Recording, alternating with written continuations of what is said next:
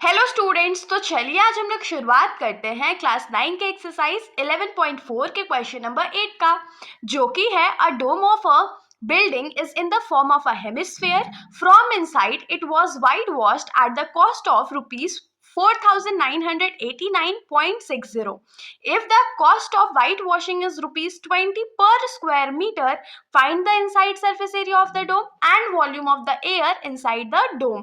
इस क्वेश्चन में क्या बोला गया है कि एक बिल्डिंग है जिसका जो डोम है वो हेमिस्फेयर के शेप में है। डोम कौन सा, ऊपर वाला जो पार्ट होता है वो हेमिस्फेयर के शेप में है। ठीक है, अब इसमें क्या बोला गया है कि मान लेते हैं कि उस डोम को व्हाइट वॉश कराया गया है, अंदर से इनसाइड से उसको व्हाइट वॉश कराया गया और जो टोटल कॉस्ट आया है व्हाइट वॉश करने का वो कितना है, तो 4989.60 रुपीज है। ठीक है, अब इसमें बोल रहा है कि अगर मान लेते हैं 1 metre square area white wash करने के लिए उस व्यक्ति को ₹20 पे करना पड़ा है, तो इस हिसाब से सबसे पहले तो हमको ये फाइंड करना है कि अंदर का मतलब inside surface area of dome क्या होगा, और दूसरा हमको क्या फाइंड करना है कि वॉल्यूम ऑफ एयर जो उस डोम के अंदर प्रेजेंट है वो कितना है।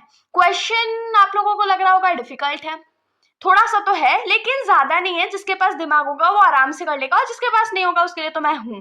तो अब चलिए हम लोग शुरुआत करते हैं। तो सबसे पहले तो हम लोग यहाँ पर क्या जान गए हैं कि total cost of white washing क्या है, तो 4989.60। तो यहाँ पर फर्स्ट वाला का हम लोग सॉल्यूशन कर रहे हैं, तो यहाँ पर हम लोग लिखेंगे कि total cost of white washing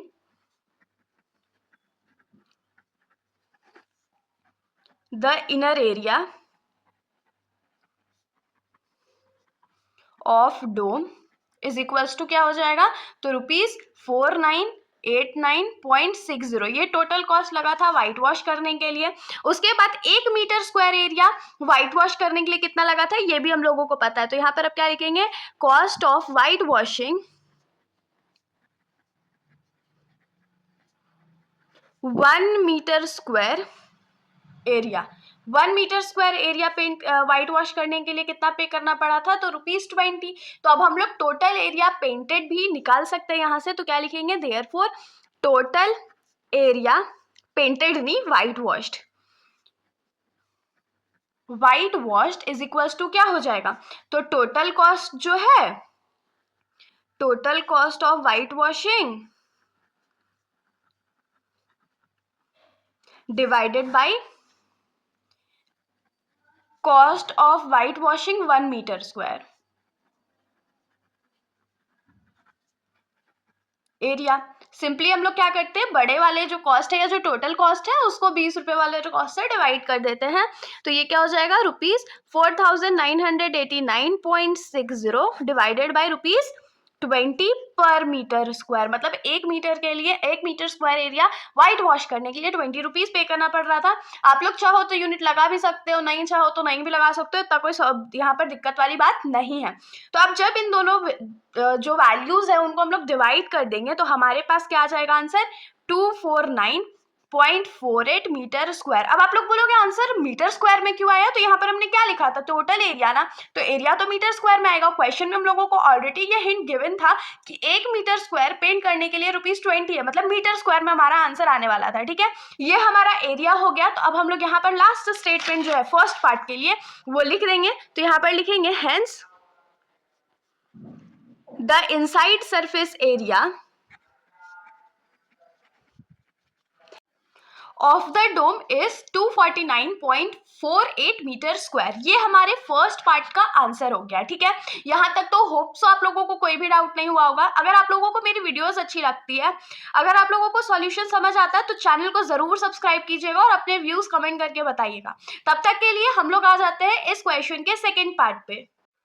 तो इस क्वेश्चन का जो सेकेंड पार्ट है उसमें हम लोगों को volume of air inside the dome बताना था। मतलब इनडायरेक्टली क्वेश्चन हम लोग उससे यही पूछ रहा है कि उस डोम का जो इनर वॉल्यूम है वो कितना है। ठीक है, तो इसको फाइंड करने के लिए तो हम लोगों को रेडियस चाहिए था, क्योंकि हेमिस्फीयर में तो रेडियस का जरूरत पड़ता है। तो क्या कहीं पर भी क्वेश्चन में हम लोगों को रेडियस के बारे में गिवन है कुछ इन्फॉर्मेशन? बिल्कुल भी नहीं गिवन है। इसका मतलब क्या है, क्वेश्चन चाह रहा है कि हम लोग रेडियस अपने आप फाइंड आउट कर ले। तो चलिए कर लेते हैं, हम लोग बहुत ज्यादा इंटेलिजेंट है। है। तो अब इसको करेंगे कैसे? तो हमने इस क्वेश्चन के फर्स्ट पार्ट में अभी क्या निकाला था? इनर सरफेस एरिया निकाला था ना, तो हम लोग क्या लिखेंगे? इनर सरफेस एरिया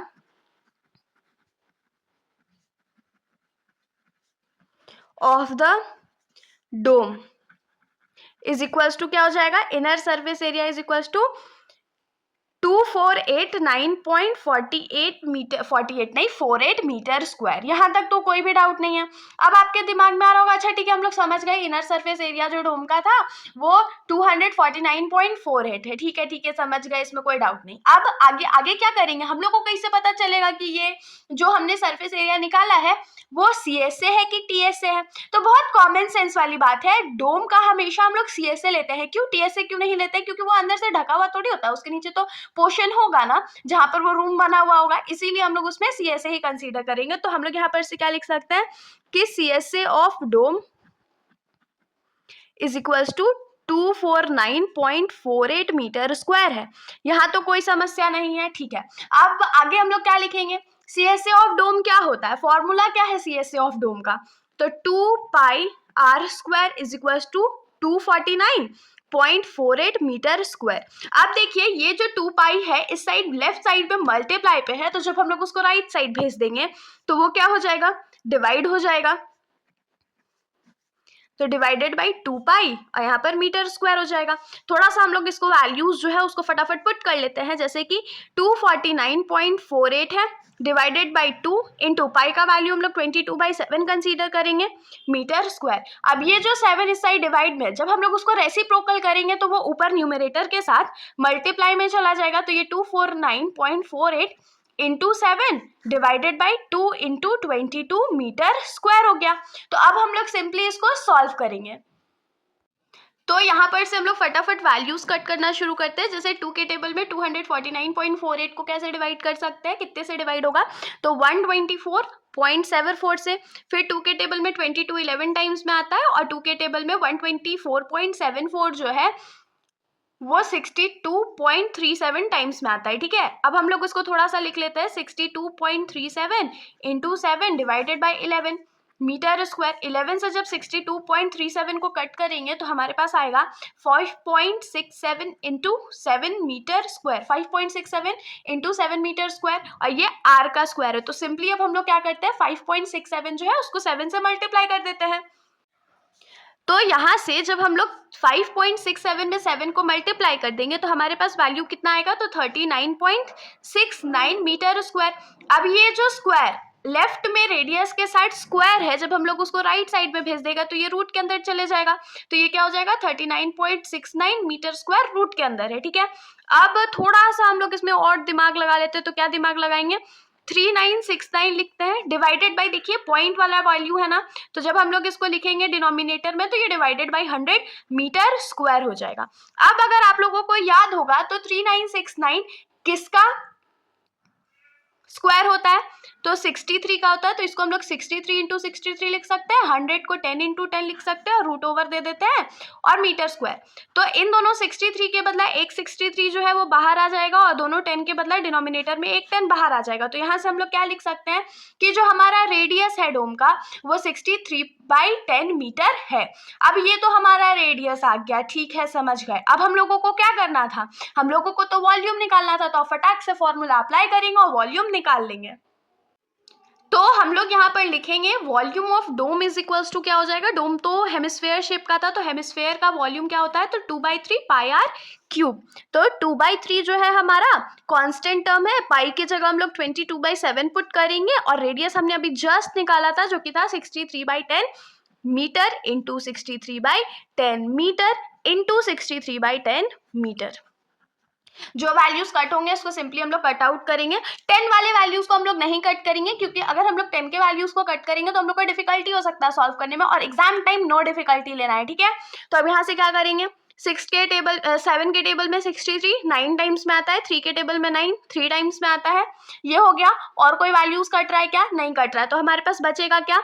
2 इंटू 22 कितना हो जाएगा? 44 इंटू 3 इंटू 63 कर लेते हैं तो 3 3 9 और 3 6 18 इंटू 63 डिवाइडेड बाई 310 था तो 1000 हो गया, और 3 बार मीटर था तो metre cube.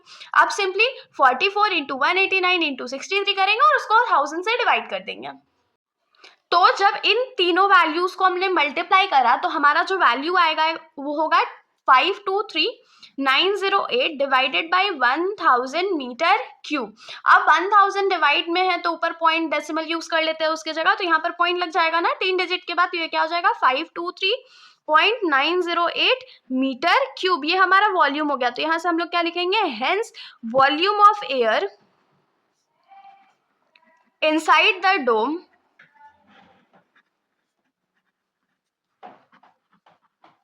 is 523.908 metre cube. ये हमारा आंसर हो गया। तो इसके साथ हमारा ये जो सॉल्यूशन है यहीं पर खत्म हो जाता है। अगर आप लोगों को कोई भी डाउट है तो आप लोग बेशक कमेंट सेक्शन में पूछ सकते हैं, वरना अगर आप लोगों को वीडियो अच्छी लगी तो वीडियो को लाइक करिएगा और मेरे चैनल को बिना सब्सक्राइब करे कहीं भी मत जाइएगा। Thank you.